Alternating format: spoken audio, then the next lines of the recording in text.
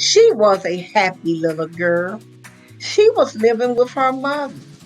You see, when she was only 1 year old, her father had gotten in trouble with the law and had to go to prison for a year.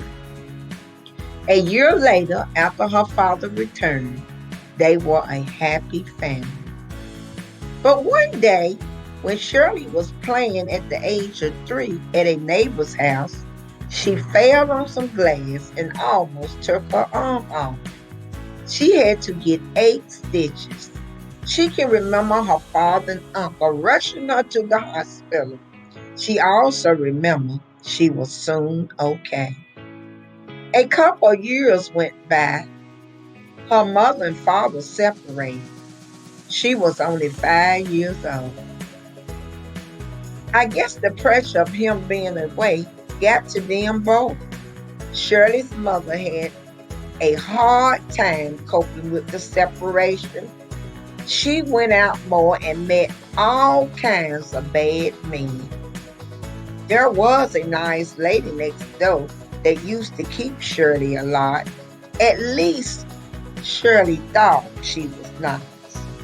One night, while Shirley was asleep, she heard her mother screaming.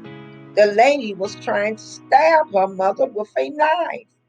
Her mother had to go and get help. The trauma made her have a nervous breakdown. Shirley was very sad. Her whole life was about to change. Shirley had a choice. She could stay with her mother, father, or aunt. Of course, she chose her father. He was her hero.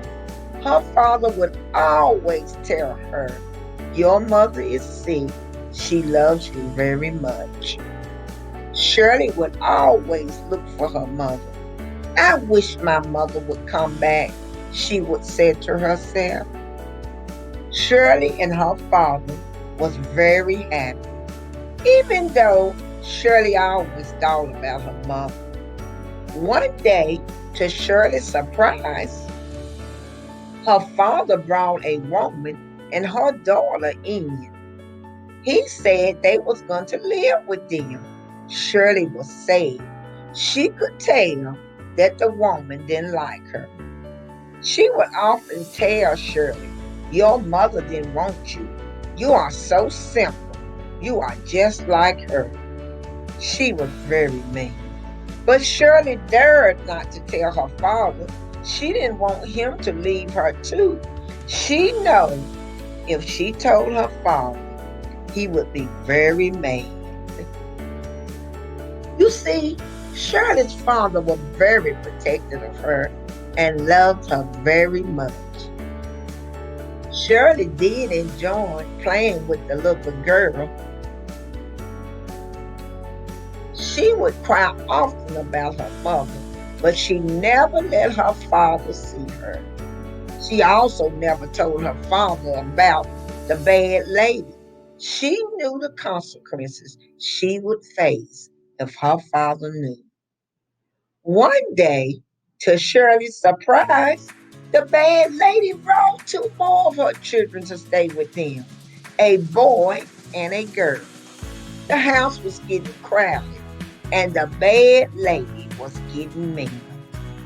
Shirley's father would go to work early, and the bad lady would say horrible things to Shirley.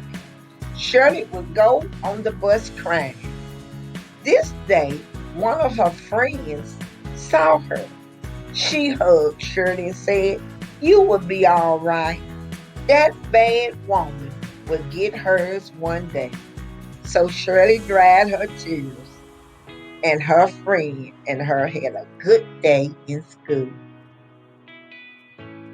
Shirley always got the best grades in school. This made the bad woman angry. She refused to do anything for Shirley. She wouldn't even do her hair. So her father had to pay a lady down the street to fix Shirley's hair. Shirley was growing up to be a beautiful young lady. Most people didn't know that Shirley wasn't the bad lady little girl. They would tell her, "She doesn't look anything like you or the other children." The bad lady would have this smirk on her face. Around the time Shirley was 10 years old, Shirley and the bad lady youngest daughter got in a fight. Shirley and the youngest daughter was only 1 year apart. The, the daughter told her mother she sent her son and told him to beat Shirley for fighting his sister. He hurted Shirley, but Shirley held on.